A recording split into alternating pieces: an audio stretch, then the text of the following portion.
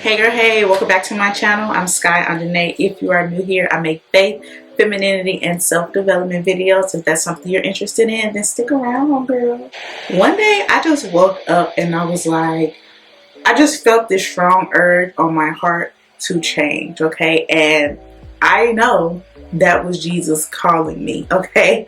I just woke up one day and I was like, I want to be the woman God destined me to be, and I want to stop doing certain things. I wanted to change certain things about myself. I wanted to be a better woman. So the more I sought Jesus, the more and more they became clear to me that I was embarking on my feminine journey, okay? And again, the more I sought him, the more I realized that I was actually more feminine than I thought, but I wasn't truly resting in it. God made us feminine, so it was already inside me. That's also what I had to, tell myself often. I had to really embrace the new me. I had to keep that picture of who I wanted to be in the back of my mind, so I have the vision. You can call it kind of delusion, if you will, because I was walking and acting and being this woman that I hadn't fully blossomed into yet. But that's what I needed to do to help me get through it, help me see the end goal. I started journaling, which I don't journal as much now, but in the beginning I really journal. I've mentioned in previous videos the journal that I use. It is the Reflection Journal by Corinthia Jordan. I will leave that in the description bar. It's a very pretty journal too. It's pink and has flowers and all that, all of those things. I'll pop a picture somewhere. But yeah, that really helped me. I needed to journal in order to really understand things about myself that I didn't necessarily like or that I wanted to change, and how to actually do those things. So that, along with prayer, reading my Bible. I also started to read more, which is funny. In high school, I used to read a book a week, and that all stopped in college. I was only reading textbooks in college, but I was no longer reading for fun. Now I read for fun. The only difference is I read a lot like self-help books, femininity books, things to stimulate my mind.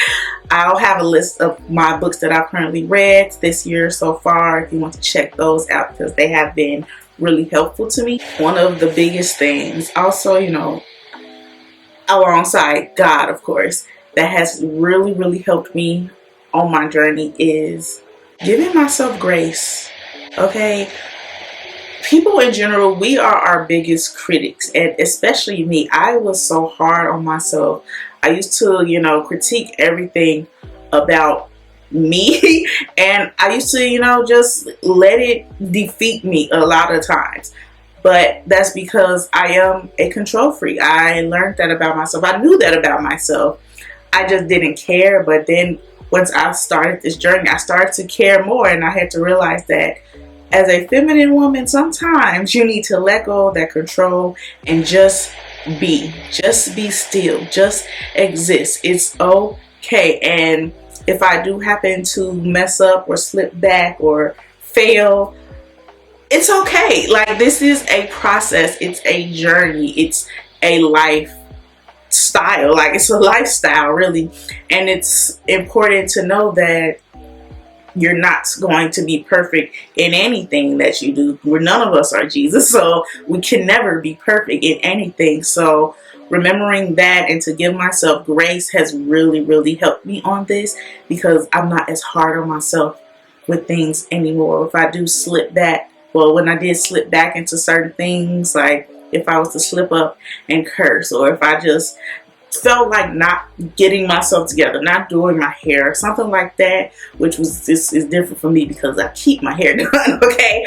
But it was okay. I wasn't hard on myself. I did, discipline myself. I just let it be what it is, and I tried to, again, the next day, because every day is a process. Every day is a chance for growth. And if you dwell on things that you didn't do or things that you messed up at, you will sit in that, and that is detrimental to your growth. You can't sit in certain things. You have to give yourself grace, because again, it's a journey, it's a process. So that really helped me. That, and like I said, Jesus, of course. And I also had to isolate myself. Yes, I had friends and family who supported my decision on, you know, this feminine journey and making the changes that I wanted to make in my life.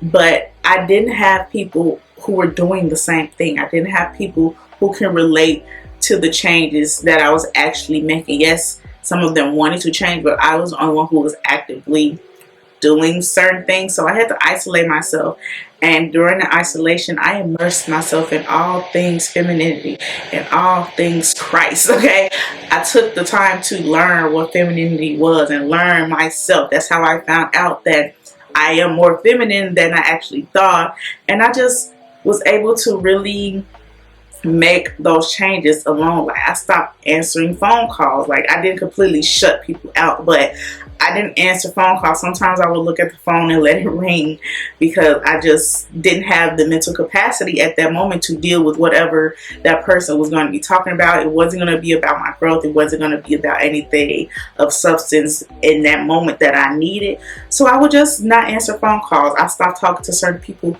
altogether. I stopped going to certain places because I needed to surround myself with things and people and places that represent the woman that I'm trying to be. My favorite channels on here is Dr. Michelle Daff. When I tell you, I binged her channel pretty much every day, watching videos multiple times a day to make sure I was truly understanding and taking in the information and applying it to my life. And the more I watched her channel, I'm going to leave her channel down below as well. But the more I watched her channel and started to see other channels about femininity, the more I realized that there isn't enough representation for women like me. And when I say women like me, I was born and raised on the south side of Chicago. I was the stereotypical Chicago girl, aggressive. Yes, if you looked at me too long, I'm offended. If you looked at me the wrong way, I'm offended. And there's an issue now. I was that girl because I didn't have feminine women around me as an example. So I needed to find some source, and her channel really did help me. So if you're watching this, Dr. Michelle, thank you so much. But yeah, I had this tough exterior for me to be as beautiful as I am because, listen, I'm gorgeous, okay? I just spoke aggressively. I was more aggressive than my appearance. Like, I look soft and feminine and all of that, but child, it was a mess. It was a mess. But that's why I have completely pivoted my channel to help women to embrace their femininity, nurture their femininity. Women that can relate to me being raised in cities like Chicago or Detroit or things like that. Those type of areas where femininity isn't, it's pretty non-existent, honestly. So seeing someone who grew up like that or had those behaviors to change and be the woman that I am today, that is what I want to show other women. I want there to be someone that they can relate to, which again is why I've pivoted my channel. And if you are someone who truly wants to change and be a better woman, rest and nurture your femininity, then I highly suggest you watch my playlist, subscribe to my channel. Like I said, I make self-development, femininity and faith videos. So I have all of these resources for you, and you can also follow me on Instagram. If you're not the one to sit and watch videos all the time, I give more tips and detail on my Instagram page. So that is all I have for you for this video. If you liked it, give me a thumbs up, hit that subscribe button, and I will see you in my next video.